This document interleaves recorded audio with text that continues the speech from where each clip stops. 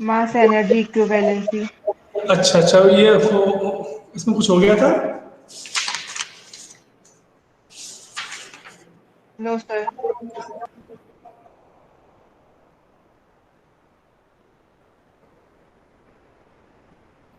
Okay. Sairam sir. Sairam. Sairam.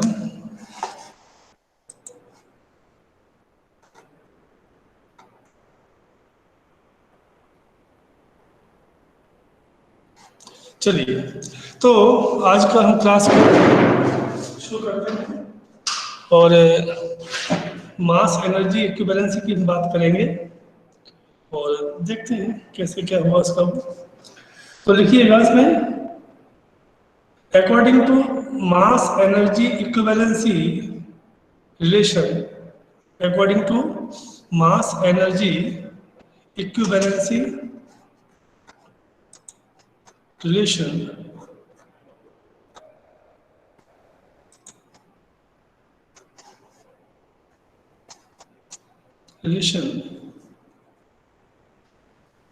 we know that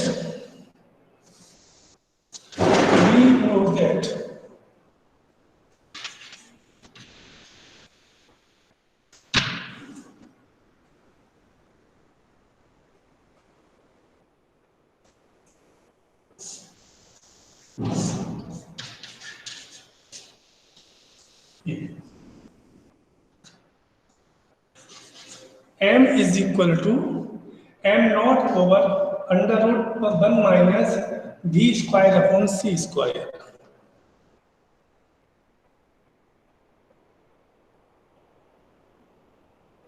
ठीक, ये formula है 1 minus v square plus c square. Okay, in next step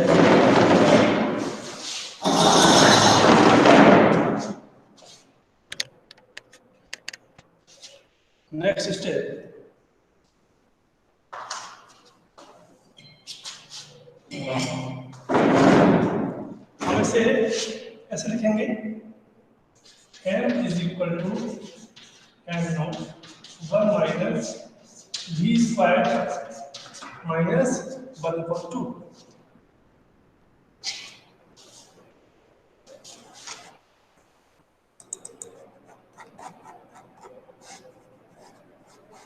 ठीक बच्चों, here v is the velocity of the particle and c is the speed of light। ये अभी तक हमने पढ़ा था कि mass of the body never change, लेकिन ये सही नहीं है, क्योंकि यदि किसी बॉडी का मास, किसी बॉडी की स्पीड ऑफ लाइट के आसपास पहुंच जाती है या उस समय जैसी होती है, तो वहां पर उसका मास बदलने लगता है, इसका मास बदलने लगता है। ओके, तो इसके हिसाब से देखा जाए तो v और c, अब देखो since v is much less than c, since v is much less than c, so then क्या हो जाएगा, m is equal to m not 1 minus plus 1/2 v square upon c square. ठीक है, ये आपको समझ आ गया। और आगे दे देता हूं, यूजिंग बाइनोमियल थ्योरम, याद आ रही है आपसे मैंने कहा था 1 प्लस एक्स की पावर n जो है उसको हम 1 प्लस nx ले सकते हैं, शर्त एक ही है केवल कि यदि वो वैल्यू बहुत छोटी हो 1 से, तो ये हमने कर दिया। अगले स्टेप में हम इसे m is equal to m not plus 1/2 m not v square upon c square लिखेंगे इसको। अगले स्टेप में हम इसमें से इसको m माइनस m नॉट लिखेंगे, तो ये 1/2 m not v square upon c square हो जाएगा।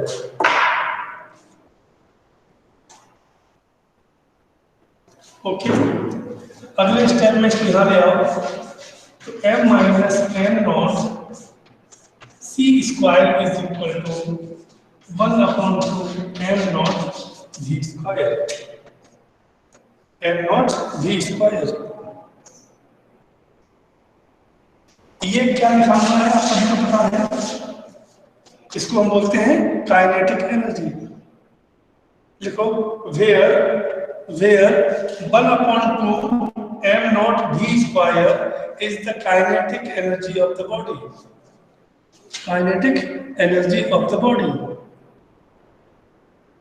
That means m c square minus m naught c square is, नहीं एक मिनट लिया उसको पहले हम ऐसे लिखते हैं simple, m minus m naught c square is equal to k। ठीक,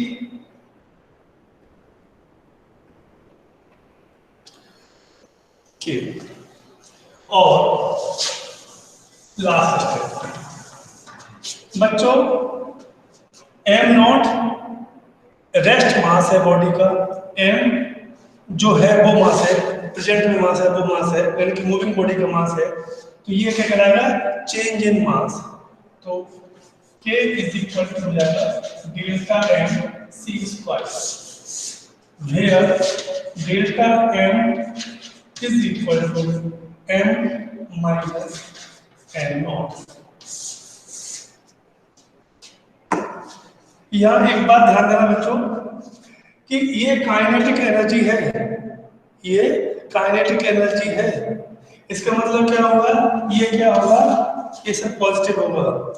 अब ये तो पॉजिटिव है ही, इसका मतलब क्या हुआ, डेल्टा एम भी पॉजिटिव होना चाहिए। डेल्टा एम पॉजिटिव होने का मतलब क्या है, एम की वैल्यू एम नॉट से ज्यादा होना चाहिए। ये क्या प्रूफ करता है, ये प्रूफ करता है कि जब किसी बॉडी को हम मूव करवाते हैं, जब कोई बॉडी मोशन में आती है तो उसका मास बढ़ता चला जाता है। तो ये ध्यान रखना बेटा कि यह सही है कि जब हम ये बात करते हैं कि मास इज कांस्टेंट, तो एक्चुअली में हम लोग रेस्ट मास की बात करते हैं। मान लो कि ये आपके पास एक मोबाइल है, तो अब यदि मैंने कहा कि ये मोबाइल का वेट जो है वो 1.56 kg है, कुछ भी मान लो, आपने कहा कि मैंने 156 ग्राम मान लो इसका वजन, ठीक है ना। तो ये 156 कब है, ये रेस्ट में है, लेकिन जब ये मोशन में आएगा तो इसका वेट बढ़ना, इसका मास बढ़ना चालू हो जाता है। तो remember always the mass of the body is also changeable, वो भी चेंज होता है, यानी कि वो भी बदलता रहता है। ये बात को आपको ध्यान में रखनी चाहिए, ठीक है ना बच्चों। तो बस लिख दो, हाँ लिखो बेटा, वेयर के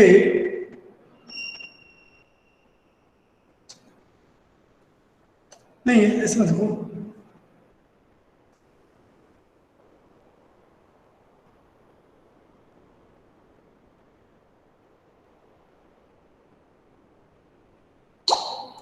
ठीक, तो को this is the famous mass energy relationship. इसका एक और भी बेटा मीनिंग सामने निकल के आता है जो बहुत महत्वपूर्ण है, वो ये है कि हम इस मास को हम लोग एनर्जी में कन्वर्ट कर दें तो हमें एनर्जी मिल जाएगी। यानी कि ये बताता है कि we can convert the mass into energy, mass को एनर्जी में कन्वर्ट कर सकते हैं, ठीक है। और इसका सबसे सिंपल सा एग्जांपल क्या है, सपोज करो कि आपके पास एक लकड़ी है और लकड़ी को पहले आप वेट कर लो, उसको वेट कर लिया आपने, तोल लिया, मान लो वो लकड़ी 10 किलो की है। अब उसमें आप आग लगा दो, जब आग लगा तो उसमें हीट पैदा होगी, उससे आप कोई भी काम कर लो। जब वो पूरी लकड़ी जल जाती है तो उसकी जो ऐश होगी, उस राख को इकट्ठा करो, उससे फिर तोलो। तो मुझे बताओ कि क्या वो राख भी 10 किलो होगी? No sir. नो। इसका मतलब कहाँ गया वो मास? बस वो मास जो था वो हीट में एनर्जी में कन्वर्ट हो गया, यानी कि हम लोग मास को एनर्जी में कन्वर्ट कर सकते हैं। अब यहाँ पर दूसरी बात और सुन लो, जो बहुत महत्वपूर्ण बात है कि यदि कुछ ऐसा हो जाए, यदि कुछ ऐसा हो जाए, इस पे हम लोग काम कर रहे हैं कि एनर्जी को मास में कन्वर्ट कर दें, तो बस काम बन जाएगा, फिर हम लोग खुद ही भगवान बन जाएंगे। जैसे आप देखते नहीं फिल्मों में दिखाते हैं कई वो से ऐसे कुछ साइंटिफिक फिक्शन वाली मूवी होती हैं, कुछ धार्मिक होती है, उसमें ऐसा किया वो तुरंत एक आदमी पैदा हो गया। बस this is the conversion of energy into mass. मतलब हमने क्या किया, कुछ इकट्ठा एनर्जी इकट्ठी की और उसको मास में बदल दिया। तो ये भी, अब ये मास को तो एनर्जी में हम बदल सकते हैं, लेकिन एनर्जी को मास में बदलने का अभी हमारे पास कोई प्लान नहीं है। ठीक है, तो यदि जब हो जाता है, हालांकि इसका बहुत काम चल रहा है, फ्रांस में बहुत काम चल रहा है इसके ऊपर, यदि ऐसा हुआ, इसमें इंडिया ने भी बीच में बड़ा पार्टिसिपेट किया था कि हम एनर्जी को मास में कन्वर्ट कर सके। यदि ऐसा हो गया तो हम लोग फिर भगवान बन जाएंगे, अभी तो नहीं है। ठीक है, तो ये था आपका मास एनर्जी इक्विवेलेंस, सिंपल से था, ज्यादा कोई खास बात नहीं है। अब आते हैं आज के लास्ट टॉपिक पर, उस पर ध्यान दीजिएगा। लिखिए, एक क्वेश्चन लिखो। क्वेश्चन ये है,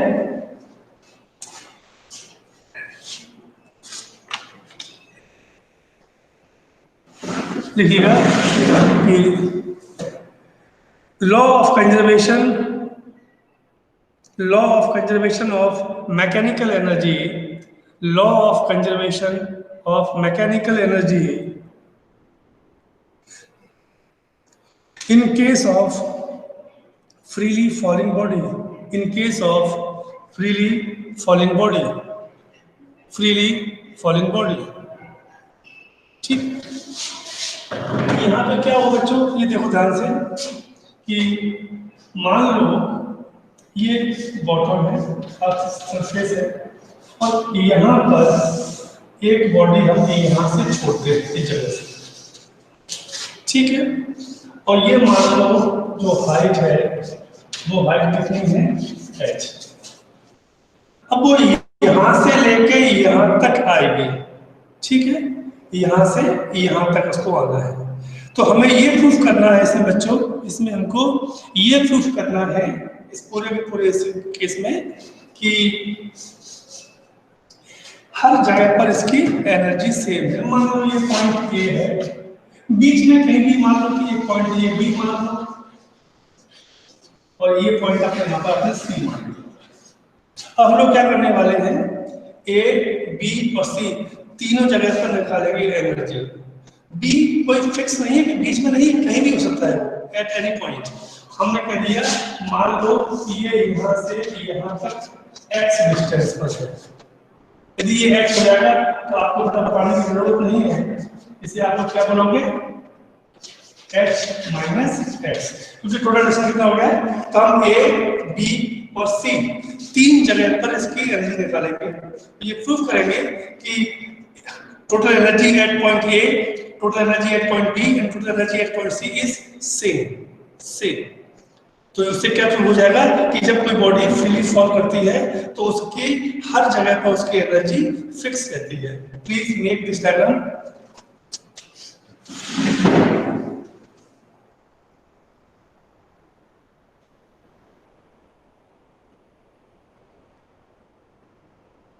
बन जाए तो मतलब इसे बदलना।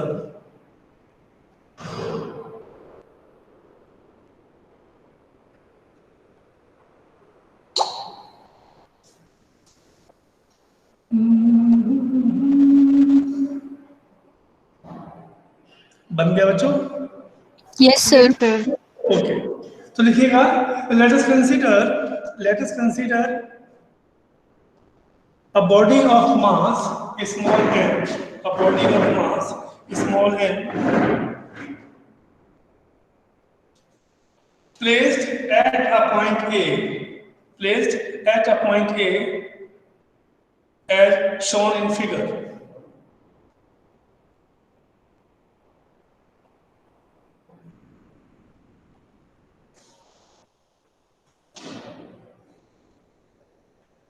here point A is at h height,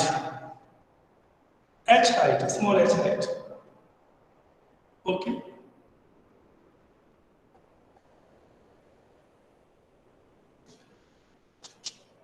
अब लिखिए हेडिंग होगा आपका एट पॉइंट ए। हम पहले बात करेंगे एट पॉइंट ए। चूंकि अभी पॉइंट ए पर ये स्टॉप है, रुका हुआ है, छोड़ने वाला है, तो छोड़ते समय क्या हुआ, देखो since at point A velocity, initial velocity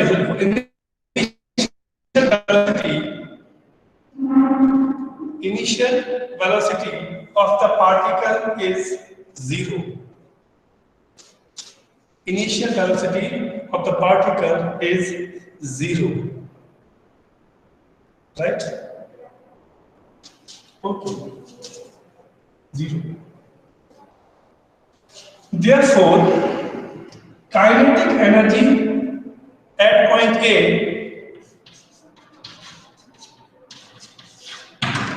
will be 0, right? सही है बच्चों? क्यों? क्योंकि आप जानते हैं काइनेटिक एनर्जी क्या होती है, हाफ mv स्क्वायर, v 0 है तो 0 हो जाएगी।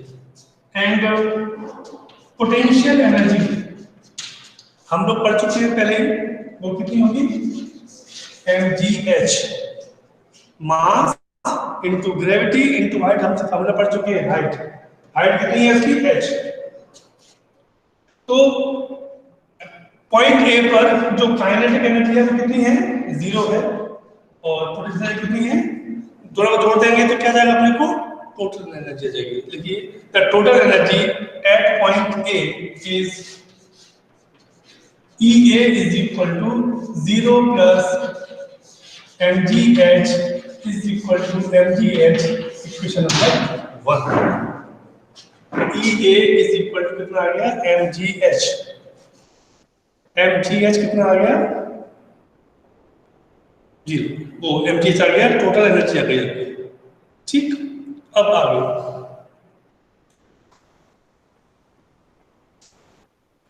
अब नेक्स्ट पॉइंट क्या है आपका, eight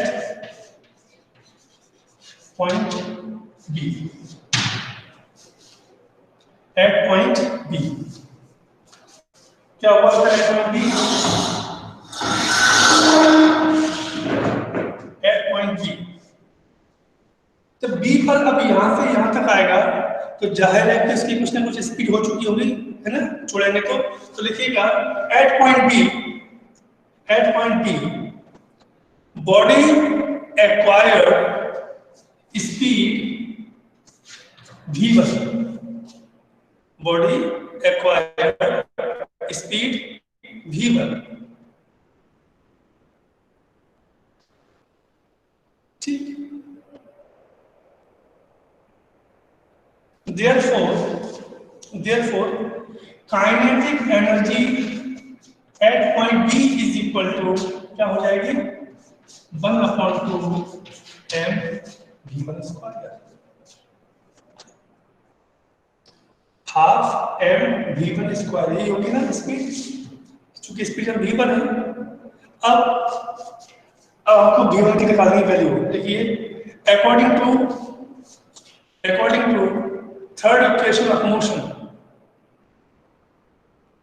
according to third equation of motion क्या फॉर्मूला है, v square is equal to 2 square plus 2ax।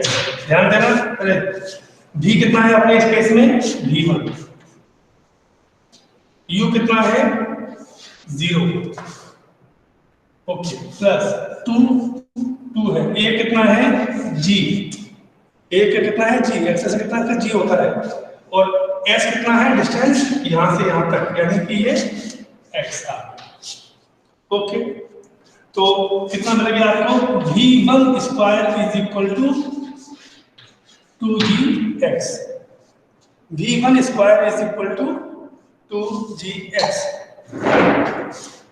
Hence, kinetic energy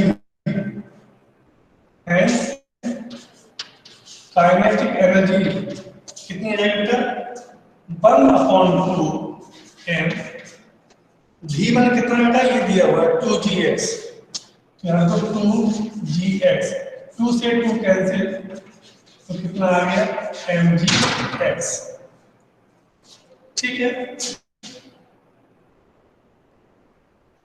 mgx this is the kinetic energy at point B okay now potential energy at point B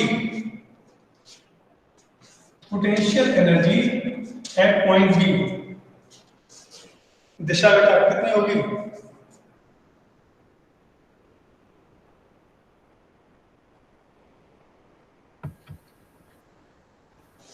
कितनी होगी बेटा यहाँ पर potential energy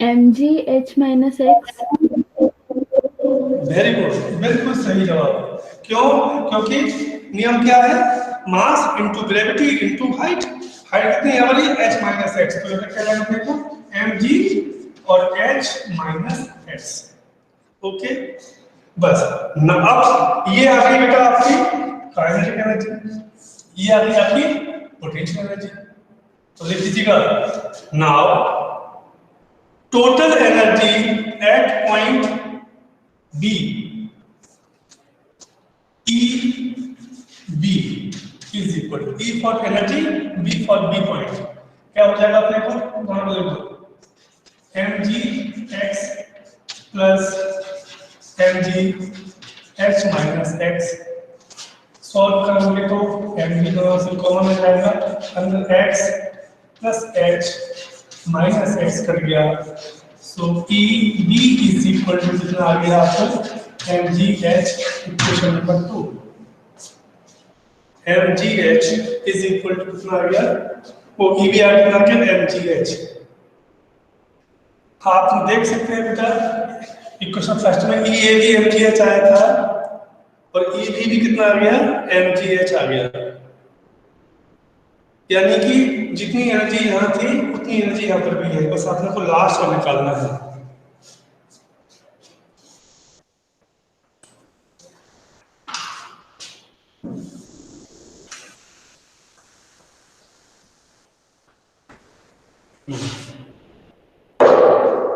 अब लिखिएगा at point C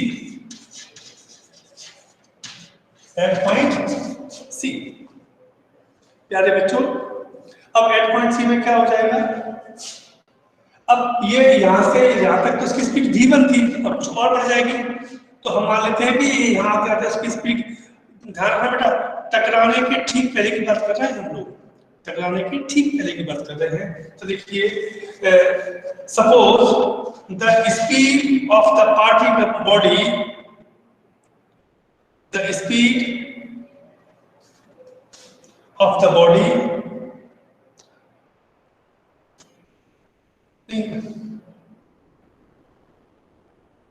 the speed of the body is v at c then kinetic energy is equal to half mv square ये होगी यदि यहाँ पे स्पीड v है तो काइनेटिक एनर्जी कितनी हो जाएगी अपने को हाफ mv स्क्वायर अब हमको यहाँ पर v स्क्वायर की निकालनी है वैल्यू तो देखिए again from third equation of motion क्या है v square is equal to u square plus 2as यही है ना अच्छा इस केस में v है ओके v है u कितना है 0 रहेगा 0 है प्लस 2 ये कितना है g है s कितना है इसमें h तक आया था इसमें h तक आ रहा है it comes at h okay so ये जाएगा कितना h so now v square is equal to 2gh v square is equal to 2gh hence kinetic energy is 1/2m 2GH, 2 से 2 कट गया तो कितना आ गया mgh। काइनेटिक एनर्जी कितनी आ गई यहाँ पर mgh। Okay, and potential energy at point C, Romisha कितनी होगी बेटा?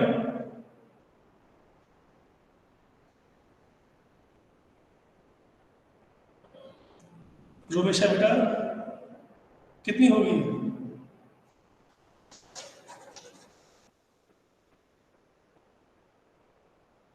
रोमिशा हो तो तुम मौजूद आज?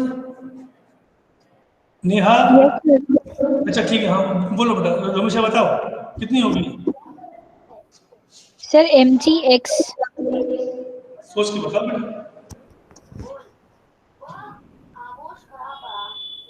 कोई बात नहीं। नेहा? सर 0 होगी। 0 होगी बेटा, 0 क्यों? क्योंकि यहाँ से यहाँ आ गया, अब जब हाइट कितनी है 0 है तो कितनी जाएगी ये 0। तो देखिए now total energy at point C, EC is equal to mgh plus 0, यानी कि EC is equal to mgh। Equation number 3, equation number 3। प्यारे बच्चों, यहां से आप देख सकते हो बच्चों कि तीनों जगह पर कितनी आ रही है mgh mgh mgh। तो लिखिएगा from equation first, second and third, from equation first, second and third,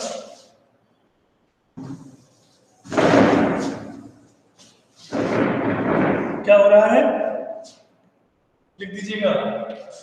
EA is equal to EB is equal to EC is equal to mgh। मतलब तीनों ही पॉइंट पर, सबसे ऊपर, सबसे नीचे और बीच में कहीं पर भी, हर जगह ये वैल्यू सेम आ रही है।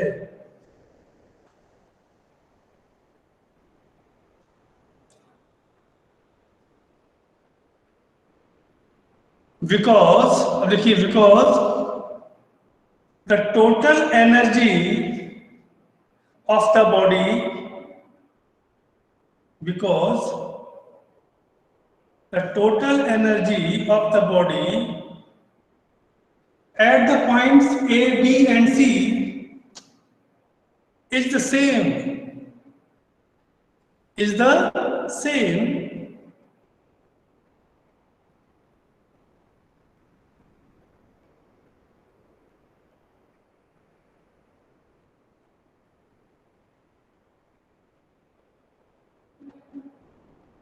This prove that the total mechanical energy throughout the free fall is conserved.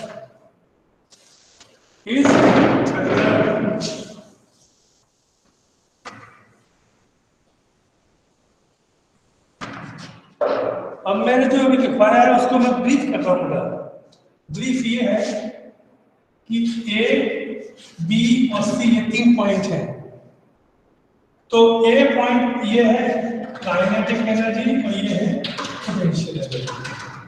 A point पर काइनेटिक एनर्जी कितनी है 0, आपको पता ही है, और पोटेंशियल एनर्जी कितनी है mgh।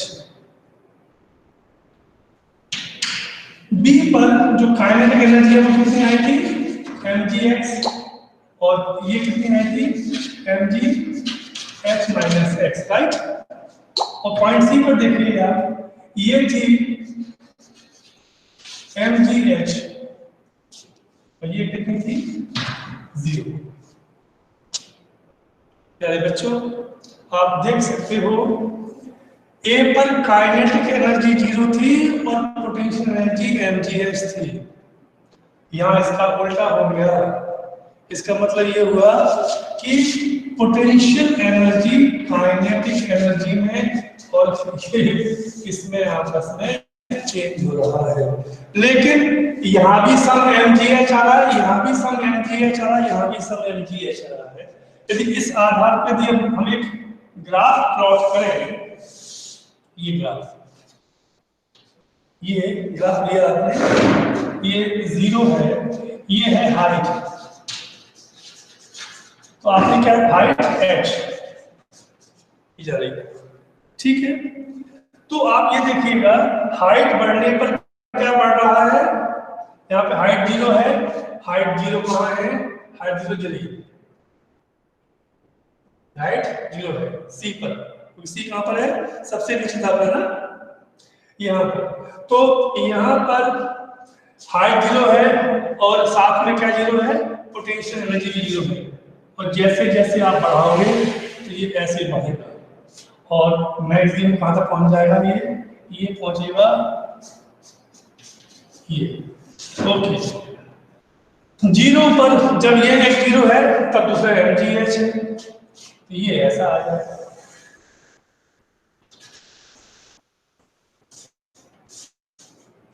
तो आप देख सकते हैं ये है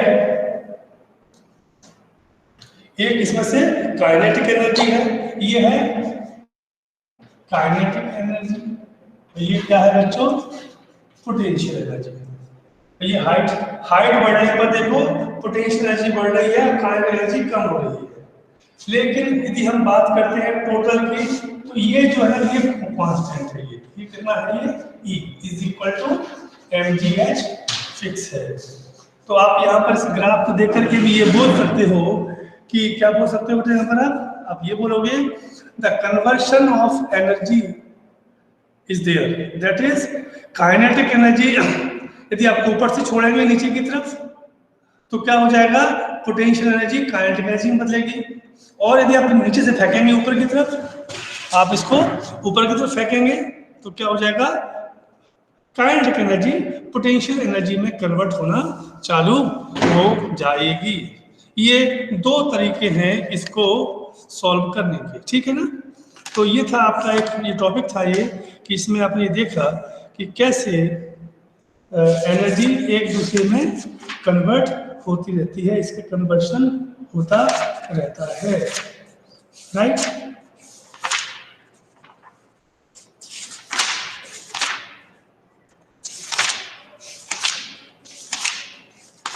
बस ये इसका एक जो वर्क एनर्जी पावर का जो बड़ा हिस्सा था वो खत्म हो जाता है। अब यहाँ पर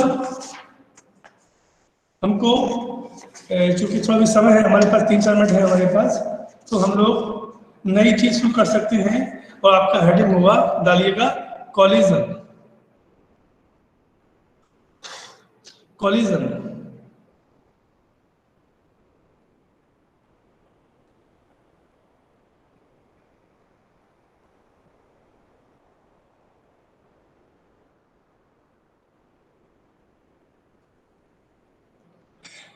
कॉलिजन का बच्चों जो बेसिक मतलब जो आप लोगों को समझ में आता है, देसी दिमागी में बात करें तो वो ये होता है कि 2 चीजों का आपस में टक्कर होना, इसे हम कहते हैं कॉलिजन।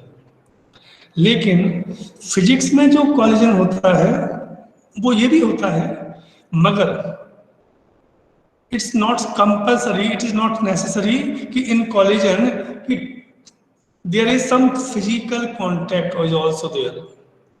उन जो 2 बॉडी के बीच में जो टक्कर हो रही है, इट्स नॉट नेसेसरी कि उनके बीच में फिजिकल कॉन्टैक्ट हो। ये हो गया, इसे हम बोलते हैं फिजिकली, हम ये दोनों हाथ हमारे आपस में टच हो रहे हैं, इसको हम क्या बोलेंगे, इसे हम बोलते हैं फिजिकल कॉन्टैक्ट। ये भी कॉलिजन है। लेकिन कभी आप ध्यान देना कि मान लो कि आपके पास 2 मैग्नेट हैं, ध्यान देना क्या करना, आप एक मैग्नेट को रखना और उसके तरफ दूसरी मैग्नेट को लेके जाना, सेम पोल को धीमे धीमे पास ले आना। निशांत क्या होगा,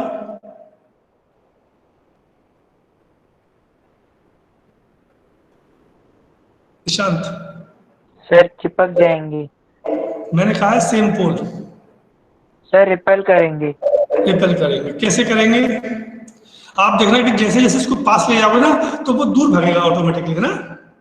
वो सच माने उनके बीच में गैप रहता है, राइट? Yes sir. तो मैंने वहां पे क्या हो रहा है कि तो वो भी क्या है, वो जो पीछे मैंने आपने मैग्नेट रखी थी, दूसरी मैग्नेट को पास ले गए तो वो अपने आप पीछे चला गया वो, जबकि उन दोनों के बीच में फिजिकली टच हुए वो नहीं हुए। No sir. हाँ, तो वो भी कॉलिजन में ही आएगा, उसे भी हम लोग क्या बोलेंगे, वो भी कॉलिजन में आता है। तो कॉलिजन का मतलब ये तो होता ही है कि दो बॉडी का टकराना आपस में, लेकिन ये आवश्यक नहीं है, ये आवश्यक नहीं है कि वो हमेशा टकराएंगी ही। Got it? बस तो इसको आप थोड़ा सा याद रखिए, याद आपको रखना चाहिए कि तो आपको समझ में आएगा, ठीक है।